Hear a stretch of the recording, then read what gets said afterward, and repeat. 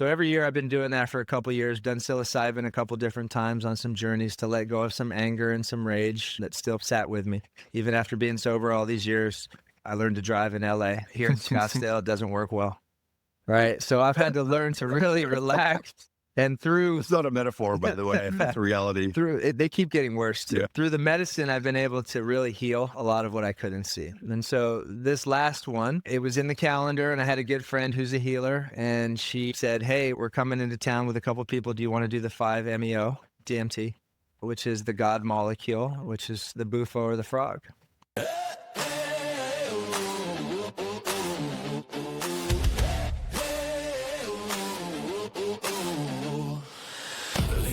Closer.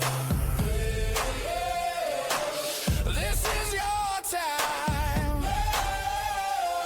Hit record on. Your crooked life. What's your story? Hey, say the words out loud. Mike and Scott gonna crack that crowd. What's your story? Hey, turn it up, let's go. Every voice, every scar, every road. What's your story? Mike and Scott.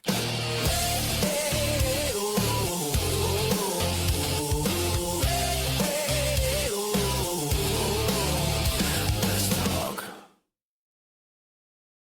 What's up, everybody? Welcome to another episode of What's Your Story, the podcast with Mike Lindstrom right here. That's me. I'm Scott Leese. That's him. Good to be back in Arizona, man. Oh, well, it's not as hot. Not yet. No, not yet. We're Not on yet. the ramp up, baby. We're on that. We're That sneaking. 120's coming up. We're sneaking a bunch of episodes in before it's like scorching. Yeah, I know Yeah. how you're timing that up after we Yeah. started this last summer. I know how this works. Yeah, it was rough. Yeah, it was rough. Yeah. Keep the studio cool, though. We're good. All right, we're here today with a very special guest, local guy. His name is Luke Kayyem. He's an entrepreneur. He's a speaker. He's a coach, all-around badass. He's got a killer program called the Crucible that we're going to get into. He's all about helping people overcome obstacles and difficulties and everything you're going through in your life, no matter what's going on, no excuses. Reminds me of some other people that I'm thinking of. I'm going to probably get a chance to talk to him about it. So welcome to the show, Luke. Thanks for having me, gentlemen. Thanks for having me, man. Absolutely. Yeah, we're excited to talk to you, dude. We start off every show by just saying, hey, what's your story? That's the whole premise for everything. We go from there. So tell us a little bit about what's your story, man. Yeah, good news. I've been practicing it for about 47 years, so I got it down. Right. So the best way I can introduce it or open with it is I've been in the coaching space for about 20 years, dropped out of college right after my first semester playing football and got into the fitness industry. Started running what we call the Globo Gym in Palm Desert, California, and moved up through the ranks really quick. I was born with a fixed mindset, if you will, a lot of scarcity. And even though my family came from some good fortune, there was a lot of problems and challenges. My mom had me at 45 years of age, only child, in a time where blood transfusions and the HIV virus was new. And she got one of those when I was born, and who knows what could have happened. But I survived birth. I was born into the world without a father figure. And this is a big part of my story of how we got here. My dad was what I call a phantom. So unlike a ghost, he was in and out of my life, but I never met him. I never saw him. And so my mom did the best that she could, but growing up as a young, athletic, active alpha, I got into a lot of trouble. And my mom did the best that she could to control that. But I used a lot of not having that father figure as being a victim for the majority of my life. And I played sports, but I barely got through school. And when I was in 8th grade, he started writing me letters. He was in and out of prison. And my mom had warned me, be careful, right? This guy's shady. And as a young 8th grader, you don't care. You never met your dad in your whole life. And all you really care about is having a father figure, a role model, a hero. And he got out of jail. I wrote the cards, the letters, the cigarettes, the stamps, and all the things. I even told a few friends, and his date to get out, he didn't show up. And so that's a key word in my life, show up. It's on my license plate. It's on a lot of the nomenclature and the things that we talk about in our program, because it truly is one of the most important and vital lessons of my life that I saw firsthand from a man that never showed up. And so a couple years goes by, and now I'm in high school, and I'm getting into even more trouble. And I get into sports and fitness and health right out of college once my athletic career ended. And I'm in the gym business in Palm Desert, California. It's a great place. And my mom starts getting a little unhealthy, and her thing was prescription medicine.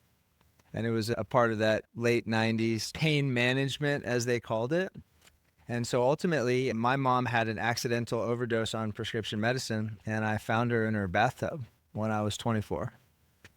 And so that is my story, and there's a lot of better parts to it. But if I look back and realize what were some of the turning points into my life, my why, my purpose, my mission, it has to do with loss.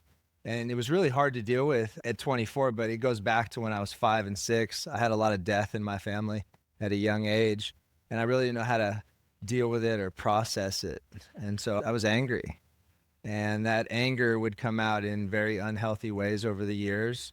Drank a lot of alcohol starting at about 14 and got into just a ton of trouble. And so when my mom finally passed away and I went through that, I had the ultimate green card to go and live this scarcity mindset. And that I was born into this series of problems and that I had no control over actually changing or shifting it. And thank God I was in fitness, and thank God that my mom had planted some really good seeds in me, but it took a couple more years to really get it all out. I got into some trouble, some drinking trouble in California, and I got 2 DUIs within about 3 years and 2 really dangerous fights, one with an off-duty police officer and one with a fireman. And both of those led me to getting a county year in California. Well, I turned myself in, hired the best attorneys, and I was Fed kicked about 24 hours later because I was a nonviolent criminal and I really didn't have much of a background besides drinking. That didn't change my life. That was not rock bottom yet. No. My rock bottom, I had a scuba tank. I like to spend a little time down there. That was the series of events that really started. Moved to Hawaii, packed everything up and said, let me run away from my problems and see if I can't solve them.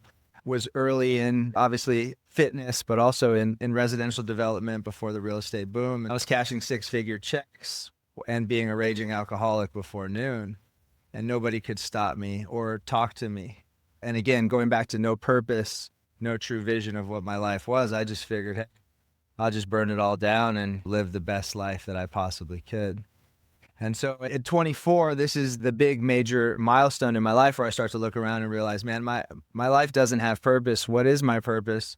So I left Hawaii, went back to California and kept drinking, right? Nothing really changed at that point. And this woman who I was dating in high school, my high school sweetheart that I knew from 7th grade, she throws a drink in my face in August of 2004 from Hawaii and throws a couple birds at me and says, I never want to talk to you again for many reasons. I was all of them, but for many of those reasons. And so I let it go, and we ran into each other New Year's Eve in Lake Tahoe. And of course, I said, don't throw a drink in my face. And we had a couple drinks. And long story short, what happens there is this is a high-level executive. She's one of San Francisco's 40 under 40 at that time, and she wanted nothing to do with her former alcoholic, ex-troublemaking boyfriend from high school. And between her mom at that time and our high school counselor, they said, you got to dump that loser. And I still remember this to that day. 2 weeks goes by, I go back to Palm Springs, and she calls me and says, hey, I'm pregnant. And I said, oh, wow. Freeze, stop, pause, don't do anything. I'll be right there. And I flew up to San Francisco, and I spent about 3 days on bended knee, telling her I'm going to change, that this is what we needed, and all the things any man says when they're ready to start some type of commitment. And she said yes. And so we had a shotgun marriage, got married in May. Our son was born in October. I still didn't quit drinking for about 2 more years, but this was the beginning of the end of that version of me. I call it 1.0. And we moved here in Arizona in 2008. Wife got pregnant again with our second child. I was getting back into the fitness industry, and so I was starting over, and a friend of mine, shout out to Chris Lillane, the heir of Jack Lillane, told me about CrossFit. And right down the street at this EOS, I went in there and did my first CrossFit workout, formerly Gold's Gym, for all the old heads out there. And that was another big step in the turning point. And then my daughter was born. And I remember I was still having drinks, beers, and wine. And, you know, I had gone through all the different things of why I needed to quit. And everybody always tells you, you're like Dr. Jekyll and Mr. Hyde, you need to quit. But I didn't really care because I used all that trauma for the negative of what I didn't have or what things weren't working for me versus the positive. And there is a switch and it comes really soon. So my daughter's born. She's 30 days old. I get pulled over and I'm like, this is it all over again, right? I haven't changed. I haven't learned anything. And the police officer says, hey, your tail light's missing, right? Something so minor. And she gave me a warning. I remember driving home, sitting in the driveway, same neighborhood I've lived in for 17 years. And there's a part of that story that's super important, not just the getting away from it. Before the home we live in, I moved 32 times in my lifetime. Wow. I've lived in this home for 17 years. My daughter will graduate high school living in one house. Big deal. Big difference. It's a huge That's a deal. big deal. It's a huge deal. And when she was born, looking at a little girl, looking at my whole life, looking at all the things I had faced and dealt with as a man, I realized, number one, I wasn't a man. I didn't know what a man looked like. I didn't know how to model or emulate a man. I didn't have that guide to truly mentor me. And at that time, CrossFit was my true only modality, right? High intensity functional fitness. I wasn't in some of the other spaces and places yet in my career and in my life, but it was a great start because it taught me a lot about discipline. So I got my first 30 days sober and I was like, man, this is boring. Let's get back at it. Which everybody says. I've heard this one before. Yeah. And then it really hit me. And I started to stack some wins and some days. I started to look at my family. I started to look at my past. I started to look at the opportunities that I had. I've unpacked a lot over these, call them 15 to 18 years. I've been sober now 17 years. It's awesome. Coming up on 18. Thank you. Great.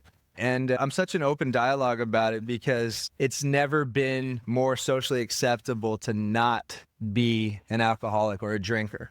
Right? Yeah. 50 years ago, they would have hung us. Yeah, you're ostracized. Like, Yeah. there's a famous saying that's never trust somebody you can't have a beer with. Yeah. It's some quote like that. I don't know if you've heard that That's an old quote school before, person but that says that. Yeah. No one says that anymore. I know that's what he's saying is everything's changing a little Yeah. bit. It's not only socially acceptable, it's understandable. And the new generation gets it even more, that you don't have to be a raging alcoholic to be successful. You don't have to be any type of have a relationship with alcohol in your business to be successful. Because that's one that I deal with a lot in my own practice of coaching executives and entrepreneurs and business owners. Is like, how do I go to that 4-hour commercial real estate dinner? Right? How do I sit through that? How do I go to this bar or club or this event? And it's possible. It really is. I have a tattoo of what they call a Jägermeister symbol. Yeah. And I figured this was the right platform to share all of it. But, Yes. you know, that's how committed I was to my sauce. And looking back on it now and seeing it and being involved in a lot of men's lives who truly do need to eliminate and change that relationship, I was one of the first ones. And now, looking back on it, like all of the trauma, all of the death, the hardship, a lot of that PTSD that our military faces every day, like I didn't face it for no reason. The reason is to get to this place. And the reason is to be able to be a light in somebody else's life who doesn't know that they have a chance or a path or that they can be something that they've never been. I talked about Luke 1.0, and that was a big transformation right around 24, 25. And so then I go through this fitness journey in CrossFit, and we were first to market, literally a mile from here, 83rd place, right next to Costco, and saw great success with it. Family business. My wife joined. Our kids were raised in that gym. But I was very one-dimensional and one-sided, and I knew that God had a greater calling in my life, but I didn't know how or where or when or why or what. And so I'm going to talk about this June because it'll be 10 years. Our lease ended June 2nd, 2006 at the space we had been for 8 years. And we were looking for buyers. We were looking to sell out, to move on, right? Every businessman's dream is to be acquired and paid, and it didn't look like that for us. It's like the lease ended, and here's your equipment. And we sold the equipment, we sold the brand, we closed the gym, and I spent a year spinning, really lost. And I didn't have any close calls to drinking again. I feel that I truly have solved that problem in myself. And I have no problem saying sober, alcohol-free, an idiot when he drinks, whatever language is used, where some of my clients choose to opt in for alcohol-free versus sober for whatever judgment they face. I'm as open and vulnerable in that as needed. Eliminating alcohol changed my life and put me on the path. Now, those problems are still there, but I have some absolute clarity to face them. And so after that first year in the gym business, I did all the things, right? I went and saw Tony speak, and I spent all this money hiring coaches as a coach. I went back to reinventing myself outside of being the fitness guy. And it was hard because so much of my identity was in that, and so much of my neighborhood, my community, people that I worked with from the beginning, it was hard to figure out what that was without going and getting a job. Because every couple of years, somebody in business would say, you'd be great at this. Yeah. When I sell Sign up for a high-end W-2. houses, Yeah. right? You want to sell luxury cars, you come work for me. And I always look at it, but I've never been employed since the time I was 16. I worked at a Oasis water park when I was a sophomore in high school in Palm Springs, did some valet, and got right into the fitness industry. And so I only know how to work for myself, and that can be a challenge sometimes, as any entrepreneur knows, right? Where's the playbook? Right? What do you do now? Oh, you sold your company. That was your identity. But who are you now without that? Oh, your kids are graduating, going off to school. Yeah. Who are you now without that new identity? chapter there. Yeah. That's a whole new chapter. And that's coming, right? Yeah. So there's another reinvention coming, but the one that I really am proud about is I've coached so many people in my lifetime. I've coached a lot of personal trainers who are unhealthy, unhappy, and underpaid, and they don't know what to do, so they are forced to go get a job. And I saw that happen in the CrossFit world, where these guys were like, they left corporate to open an affiliate, super successful, and then the money dried out. Oh, wait, there's 7 competitors within a block. Yeah. That was our challenge that we faced many times and why we decided to go in a different direction. But I knew there was a calling in me to share my story, to give my testimony, and to help others. And I didn't want to go do something else. So about a year into that, the movement, Fathers of the Future, had a little bit of light, really, in teaching men how to be present, active, and engaged. Teach them how to be savages and warriors, physically, mentally, emotionally, spiritually, and financially. How to be multidimensional, how to be well-rounded, how to be amazing fathers, but also leaders, and how to serve. So we launched that, and it was slow in the beginning, trying to figure it out. My first business model, per se, was the $9.95, $19.95, $49.95. Leaving the gym, but I could do it. All I need is 1,000 subscribers. And I attempted to become what I would call a digital marketer and realized how empty that was. And I had a guy that I trust and love. He baptized me on my 45th birthday, a grown man, just a savage warrior for God. He sat me down and said, do you want impact or influence? And I was like, well, what does that even mean, let alone what do I want? I want impact. I've seen the views, I've seen the likes, I've seen the DMs, I've seen what comes with that, and there's nothing in that I truly want more than helping somebody change their life so that they change their children's life, so that they change generations' lives. And I'm sure that can be done online. Yeah. I know it can, but it wasn't my vision of where I was going. And COVID happened, as we all know, and so that forced the model to be very Zoom-oriented, and it was great. You got to do keynotes in my underwear with a sport coat on. Fantastic. 5 figures for that? Hey, this is awesome. But it also was very empty. And so just working through that these last couple of years while staying committed to the process, having kids in high school, seeing how fast that 4 years goes by, staying committed to being sober, and not just committed to being sober, because a lot of challenges I see with the traditional sobriety program is it's the same 3 things repeated over and over again. You're talking about referring to the 12 steps, you mean? Yeah, and I'm careful with that because I'm not putting that down in any way. I go to a meeting. There's a great meeting here at Cornerstone on Tuesday nights. It's a savage meeting. I explain it as the opening scene from Tango and Cash when they go to prison. You got to be tough to go in that room. But I love it because it reminds me of what could be. And if we don't have those reminders of what could have happened or what we could have been or what, man, had we continued on that path, sometimes we think that doesn't exist anymore and I'm cured or I'm saved and I'm free. This work, and I don't just mean the alcohol-free or the sobriety, the work of not being your own worst enemy. And maybe not every man is, but when you are for a very long time, you realize, man, that's the remedy. That's the secret sauce, right? Like, that's the path. Just get out of your own way. Yeah. And see what happens. And so going to those types of meetings, being in other rooms, being a beginner's mind in a church or around a men's group, I was anti-religion, faith, all of it for many years because I told people, including myself, just meditate, just breathe, right? Just chill out. Doesn't matter what you choose, just do something. And that worked for a while, but I wanted to open another door. When you were going through the sobriety piece, the faith is such a big part of it, especially when you go through the 12 steps, the surrender and all that, which I want to ask you about. So it sounds like the faith part didn't really take hold during these times when you were becoming sober until later in life. You were baptized at 45. So what was the gap there? Did you just believe, hey, I can figure this out through meditation and work on myself enough to believe in a higher God? Yeah, I didn't trust men. And I put men with the problem with most issues in the world is man, and whether that's men specifically or man in general, but religion is human, right? Faith is God.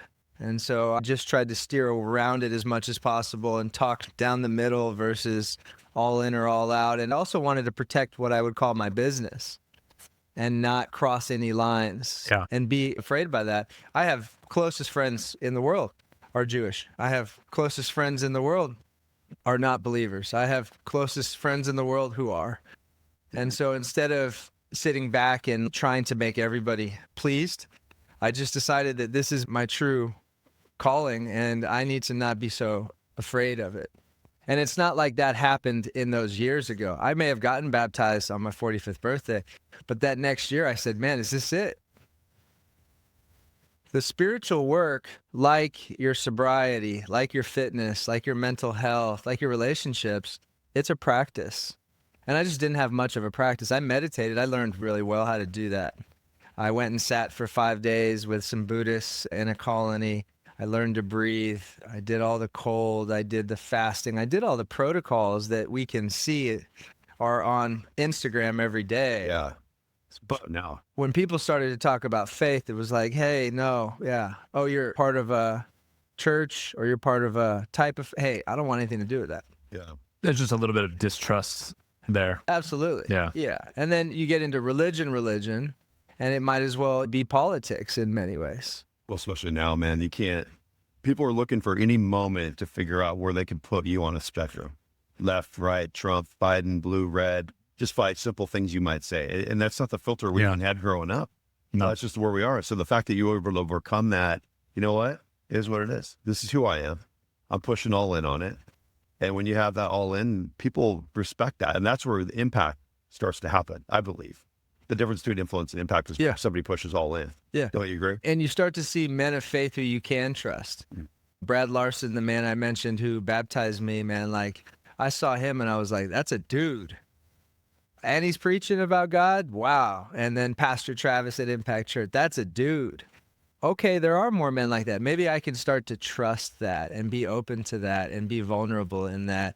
And then it opened in my practice, right? Where in my business, I would teach breathwork, meditation. I would even teach gratitude as the first step to lead to prayer. But when we got close to prayer, that's your personal choice. Right. And so now it's, hey, can we pray together? Right? Cool. Yes or no? No big deal. Awesome. Because I'm never going to be that guy who's now trying to be an evangelist and get you to think any different. I'm going to give it all to you. Yeah. Hey, here's what I did. Here's the 87 mistakes I made and the 4 things I did right. Those 4 things are pretty solid. If you apply a few of those, you'll do well. If you apply all 4, man, let's see what could possibly happen to you in your life. Yeah, one of my favorite, Jerry Colangelo is a mentor of mine here in town, and he's obviously very influential, not just in NBA and basketball, baseball, this as a human being. He's a Christian, he's a believer. As in the early 2000s, this is when kind of the internet was starting to take hold. Scuttle was Jerry's big believer. We're going to put him in this bucket. And he get up and gave this speech for the International Basketball Association when they were building like the dream team and all that stuff. He gets up there on the microphone. There's no video of it. I wish there was. And he goes, how you doing, everyone? I'm Jerry Colangelo, and I'm a Christian. He just started with it. He goes, I just want to let you know where I stand before I start opening my mouth. And that's how he believes. If you interview him nowadays where he sounds with faith, everyone knows what I believe. Everyone's giving me a bad time, but people still want to do land deals with me. People still want my money. So it's just funny when you have that all in on it. But the people I've looked up to, I agree with you. They stand firm on what they believe. And then when you do practice and surrender and see it, it's wow, those blessings were there the whole time. What were you so afraid of? Yeah. Use that word again, man. Yeah. Surrender. You got to give us the definition of surrender to you. Almost every guest that's talked on this has talked about surrender. What's the definition to you? I died a couple weeks ago intentionally, and I don't know where plant medicine fits on this conversation, but I got to imagine it fits. It fits. Works. Okay. Like I said, I don't want to sit in one room and get the same question asked to me over and over. I want to go into all these different rooms, right? So as a peak performance men's life coach, I look at the entire structure of somebody, right? Not just their habits, their disciplines, and their patterns, but like the past and how do we rewire some of that, right? You're stuck. What are you stuck from, right? Is it something that happened a year ago in business, or is it something that happened when you were 6 as a young boy, right? And I've really learned to release, let go, and surrender to a lot of those things, not pretend they don't exist, which is what I did for a long time. And what alcohol helps you mask is that the real is not there, right? It's truly a mask. I do some programming with my clients, and I obviously do it myself. We call it creating a map, and Tony Robbins is very familiar with it. It's a massive action plan. So we design a 1-year map, right?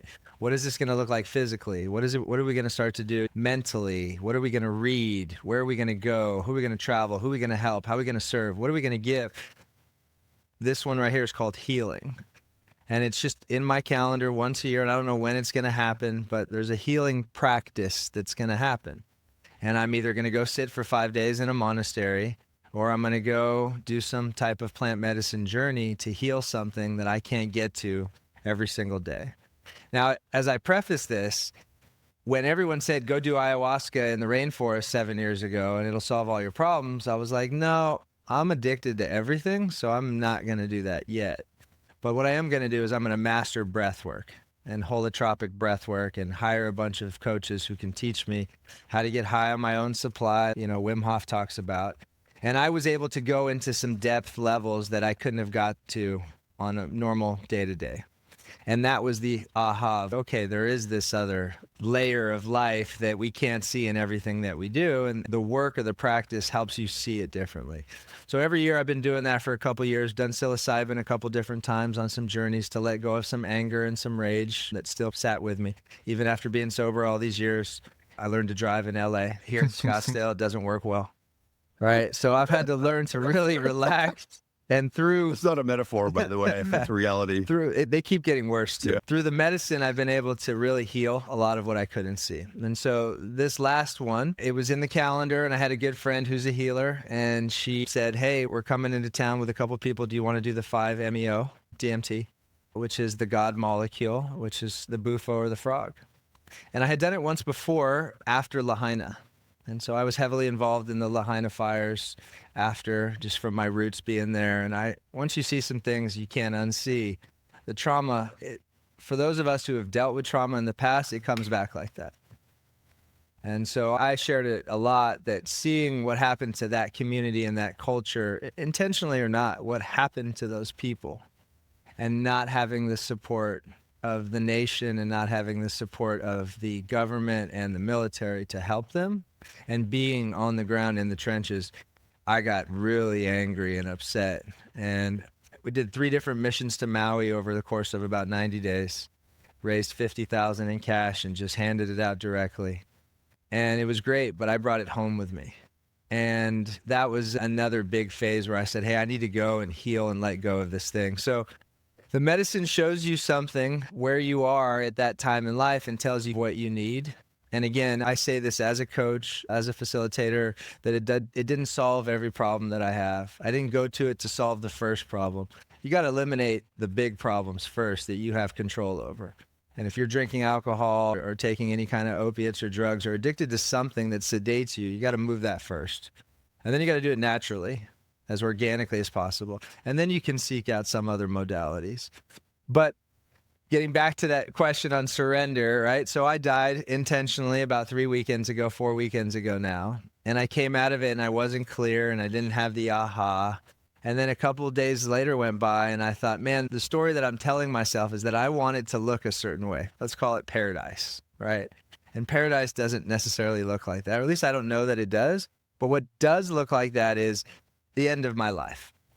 And there's no way around it, right? We're not getting out of here alive. And so it refreshed me to realize I have a lot more to do. And I got to continue serving. So surrendering was me to let go and not try to control everything. Alphas, type A's, right? Peak performers. Yeah. Right. And the second it doesn't go here, it's, oh, nope, now you're frustrated. And sometimes that can come out as anger or upset. And Yeah. I don't want to carry anything, man. I spent a lot of my life like this, just in protection. Yeah. And it's so much more freeing and gratifying to just let it go. Sounds like Dave Scatcher. Do you know Dave Scatcher? Dave's a former hockey and he's a local guy. His kids go to Notre Dame, play hockey. Okay. He's our first guest that we ever had on the show. And he did almost the exact movement you just showed. He talked about going back in his life and looking him down on himself as a baby and pulling him out of the rubble. He gets in it's on camera. It's on the first episode. It's powerful. Talking about lifting himself up and looking at his baby self going, man, I'm sorry I put you all through all that.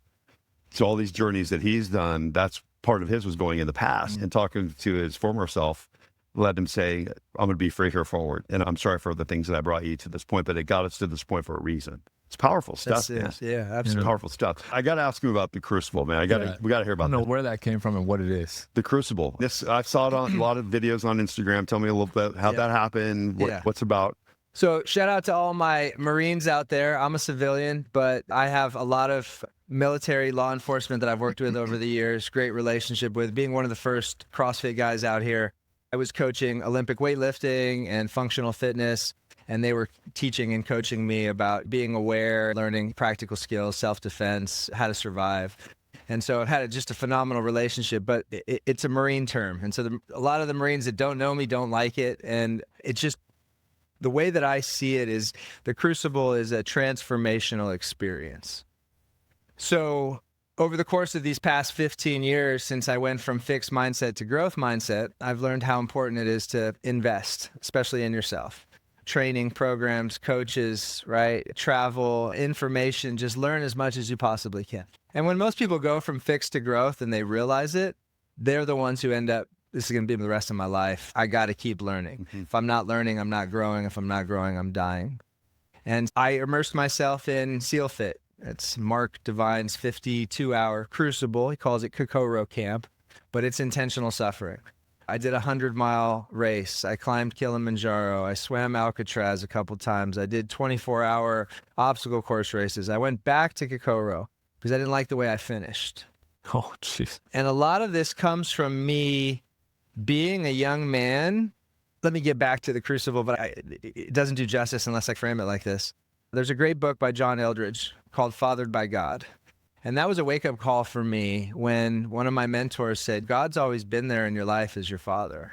And being fatherless, I remember just breaking down and like surrendering again and letting go to that idea because I always thought I'd never had a father figure. And that was such a healing thing for me. So in that book, he talks about the 6 stages and phases of a man if you do it right. You go from boyhood to cowboy to warrior, to lover to king to sage. Being an only child with a single parent, I was thrown from boyhood to king without proper training. Then I went back and I spent way too many years as the cowboy. It started young. So my boyhood was cut short and then I became the cowboy. The cowboy was awesome, but that's where most of my trouble came from. And then I got sober, and then I got into doing crazy things, hard things, intentional suffering, and I was warrior. Well, I've been practicing lover for a while, but I'm still not ready to give up warrior, and I'm far from a king. And so I look at that all the time, and I coach that sort of framework for guys to realize, like, where are they in this journey? And so I signed up for everything I possibly could because I was soft. And although I may not have looked like it on paper how I look, I was really mentally weak and soft. I always found ways to take the easy route or to get out of things or not lean in or like necessarily choose the obstacle, but, get out of it. How do I get out of it? How do I make it a little bit easier? And so that's when I started to find out what are some of the hardest challenges on earth. And then I went through them. And then I came back and said, all right, this experiential based training is how I learn. You give me a book, I might take a couple of key takeaways, right? You teach me the class, I might. But for me, I need to learn it and then I need to go apply it. And if I can do that together, I'm going to rocket fuel how fast I can begin to implement. So I did all these things. I came back and I said, all right, we need an event. And I had one guy I had been coaching at the time. This is 2017. And he wasn't moving fast enough, right? When it starts to feel like therapy for me in my practice, that's it. We're not doing this again. We did it this week. Next week, I'll meet you on Camelback. I'll meet you in the weight room. You're coming to my house. We're going to cold plunge. We're going to do something experiential based. Because if we just sit there and talk, there's no real movement or action. So I did that. And I put him through the first one. In the beginning, I was doing one Crucible at a time. And at that time, it was about 5 a.m. till 10 p.m. And then it started to evolve and we went overnight and then we started to put small groups together. And so our next Crucible is May 1st and 2nd here in Scottsdale in the backyard. It's for men only. It's a 32-hour immersive experience. We've done over 40 of these so far in the past 7-8 years. And over 120 men have gone through it. And if you ask any one of them, not my testimonial, because I'm the guy who created it, but I've been in every one of those You Crucibles. do it with them. Yeah. When I was a coach, You're not just standing there Yeah. going, hey, you could do it. Yeah. I hated it when somebody, now I may not be doing the torture beatdown in that moment, Yeah. but I'm every hour of that 32-hour experience, I'm in the trenches with those guys. Because again, as a coach, you pay for all these things, you sign up for all these things, and then you see what it really is, and you're like, that sucks. Yeah. Right? What a letdown. Like, I've been watching that guy's videos for months. I signed up for his program, and now you give me 3 of his junior coaches. Yeah, the minions show up. Where's the guy? Yeah. Yeah. Right? And then the guy comes in, does a bunch of fluff and leaves, and I'm like, it's like Wizard of Oz, right? Like, what? Yeah. So I'd been disappointed enough by those programs and hiring coaches because, again, all of a sudden now my practice is blowing up. Fathers of the Future, the movement's expanding. I'm starting to work with people that I'm working with. Like, my dream is coming true when I left the brick and mortar fitness business of how to still be an important factor in someone's life and help them change their life without having to quit what I was doing. And so this became the evolution of the practice, working with men one-on-one, peak performance coaching, and then giving them this amazing experience that when they survive, and they all have, when they successfully pass it, unless they have a military background, most men do not have a true transformational experience in their life, right? They don't have a journey. It's like they went to school, they graduated, they went to college, they graduated, they got a job, they got married, they have kids, and now they're like, why do I feel so empty? When was the last time you did something so hard yet so rewarding that it changed the way you look at everything in your life? And that's what it did for me. All those crucibles and all those different trainings and protocols, like after getting my ass kicked enough times to realize, man, this is really great. I understand and respect the intentional suffering, but now let me look behind the curtain. What are you doing that I don't see the value in or that I want to 2 or 3x the value on, right? This is why my program is very intimate. I work with about 20 guys a year, and 40 or 50% of them are repeat multiple years. So I'm not looking to work with 1,000 guys or even 100 guys. Yeah. Because that's where the true change is going to come from. And then because it's so intimate, like I learn their family, they learn my family. And some of this is happening online as well. I've got a bunch of East Coast clients, right? But we find a way. Like you're coming out here to do the Crucible, or I'm coming out there on my way to visit my daughter in college. Like that FaceTime from a businessman and understanding how to serve and create massive value. I flew to Boston for less than a day to support a client, surprised him in the Boston Marathon. You would have thought like I paid for his kids' college tuition. And I didn't do it for any reason other than to serve. But the rewards that came after that, it's undeniable. One of the greatest selfless acts that I've had in the past 18, 24 months. And I would do it again over and over because of the way his face looked when I was walking out the door with him to hike Boston or to run Boston. So those are those moments where I just believe in serving and giving, and everything else comes after that. So this Crucible is a combination of every program I've ever been in. It's You got Mike to do one yet? not yet, Yeah. but What's the thing you do where you're in it? You're in the octagon, and there's 4 or 5 guys. Yeah. And they take a gun. It's fake, I assume, right? Yeah. Throw it in the middle of the octagon, and you got to who can get to the gun first, and who can fight off 4 other people. What the heck is that? Yeah, so nobody is coming to save you. That's one of the things I've learned over my years of training and living. And it's even more important when it comes to safety, security, and survival. And so we want to teach them either A, their body is a weapon and they know how to defend themselves, or B, they have absolutely no clue. But when they go back home, they're going to have a greater understanding and idea of what their gaps or chinks in the armor are. And for most men, self-defense is one of them. And we're not spending hours on it, right? It's, hey, we take you, we show you a picture of your family that you've told us how much you care about and why you're here. And 4 or 5 guys hold you down in the middle of the ring. And all you got to do is touch the fence. And then... But dude, these How guys, bad do you want it? they're all on How these- bad do you want it? They've got these guys in headlock. Like those guys that can't even get to the damn fence. Yeah. I saw you doing it where they were on you. And of course, he's a lot stronger and he knows what the heck he's doing. You take the average guy who's never probably thrown a punch in his life, doesn't know how to defend himself. Yeah. You put him in that ring, it's a struggle. I don't think I could get to the fence. That's I don't know. one thing on it. You're thinking it's like from here to the wall. I think I'm crazy enough to die trying. Though. I don't believe that. I don't know if I can make it I believe physically, that. but I'm crazy enough to die. So is that trying. part of the program then? It is. That's part of the program. What you saw with the firearm, that's another sort of advanced step in that, where it was myself and one of my coaches, and we're just showing like some training programs that you're not going to get to, you're not going to go to the local gym and hit your boxing class and they're going to do that. Yeah. So that was truly survive or die. And that video, shout out to Randy Stanky, who's an MMA UFC coach over at the MMA lab. I've been with him for over 10 years in all these crucibles. He's my striking and combat training coach. Phenomenal human being. Got a great story as well. And that video went viral. It's got a couple million and a couple 100,000 intense, man. comments. Yeah, very intense. That one hit home. So we do that. What's really powerful in the program is that we have a teens version of this. And we've been doing it now for about 3 years. Phenomenal. We do it right around graduation time. This year it'll be June 12th and 13th. It's the same thing as the adult version, except it's geared towards young men and their mission to manhood. That's really cool. So tell us what you have coming up. You mentioned the May date. I want you to hit that again. And you have this June thing you just mentioned. Yeah. Anything else that you have in the calendar? So Crucible, May 1st through 3rd here in Scottsdale, Arizona. You can check out our website, LukeKayyem.com, and all the social media channels to do that and have a conversation with me to see if it's the right fit. Yeah.